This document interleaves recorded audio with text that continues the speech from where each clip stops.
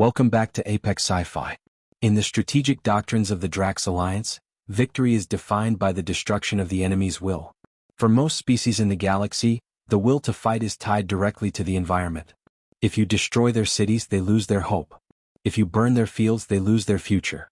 If you dismantle their infrastructure, they surrender. To the Drax, and to almost every other race in the stars, a pile of rubble is a tombstone. It is a sign that the struggle is over and that life must now find a new, more submissive path. But humanity has a different relationship with destruction. We are the only species in the known universe that views a catastrophe as a blank slate. We are the children of the great rebuilds. From the ashes of London to the ruins of Hiroshima and the reconstruction of our own broken world, we have developed a psychological trait that the galaxy calls the Phoenix Protocol. It is not a military strategy. It is a biological imperative to return, to rebuild, and to make the next version even stronger than the one that was destroyed. This is the story of the siege of New Terra, and why the galaxy learned that you can never truly defeat a species that treats a graveyard as a construction site. The Drax Alliance arrived at New Terra with the intent to make an example of the human colony. They didn't want to occupy it, they wanted to erase it. For 3 days, their orbital dreadnoughts rained fire upon the capital city. They used heavy kinetics and thermal beams until the skyline was a jagged line of broken teeth. The sensors showed no power, no communication, and no movement. According to the Drax manuals, the colony was neutralized. The survivors, if there were any, would be hiding in the dirt, waiting for the end. High Commander Vor of the Drax gave the order to withdraw to the outer system. He planned to return in 1 month to collect the survivors as laborers. "We have broken them," Vor recorded in his log. "The human experiment on New Terra is over. They are a soft-skinned race, and without their towers they are nothing." 1 month later, the Drax fleet returned. They expected to find a silent, ash-covered wasteland. They expected to see white flags and desperate refugees. Instead, when they broke orbit, the sensors flared with activity. The heat signatures weren't coming from campfires. They were coming from industrial furnaces. The city wasn't a ruin anymore. It was a construction zone. Commander Vor looked at the view screen in absolute shock. In just 30 days, the humans had cleared the primary thoroughfares.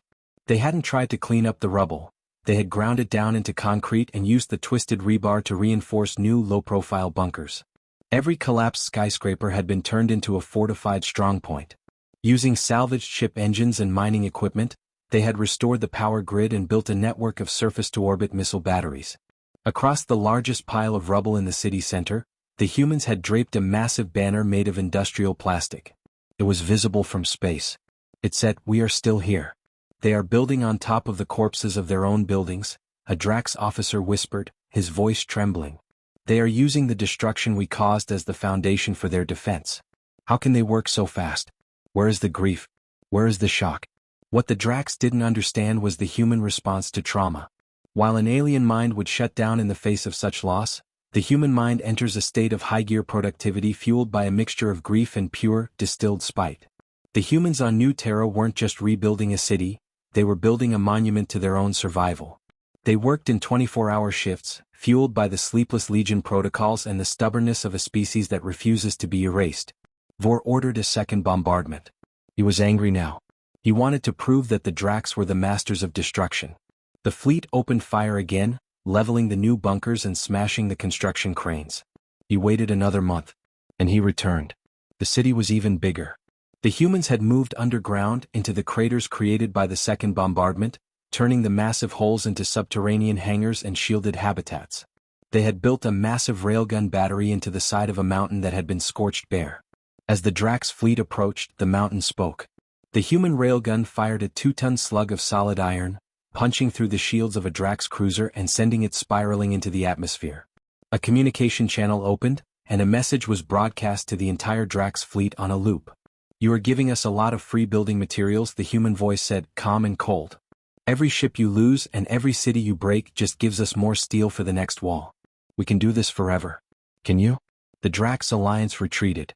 They realized that they were fighting a species that flourished in the fire. To continue the war was to provide the humans with the very resources they needed to become the dominant power in the sector. Every bomb was an investment in human engineering. Every casualty was a recruit for the next rebuild. Today, the Phoenix Protocol is studied in every military academy in the galaxy. It is the reason why humans are the preferred engineers for the most dangerous parts of the universe. We are the ones who can look at a destroyed planet and see a home. We are the ones who turn tragedy into a blueprint. In the Hall of Galactic History, there is a section dedicated to the human wars. It features a piece of charred concrete from New Terra. The plaque beneath it reads, "Do not break the humans. For they are like the starfire, the more you try to blow them out, the hotter they burn. They are the only species that considers the end of the world to be the beginning of the project." This has been Apex Sci-Fi. We may fall, but we never stay down. If you have ever built something back better after a failure, hit that like button. You have the phoenix in your heart. Comment below. What is the most impressive thing you have ever seen a group of people rebuild after a disaster? Subscribe. And remember, the foundations are always stronger the second time. Project ongoing. We are still here.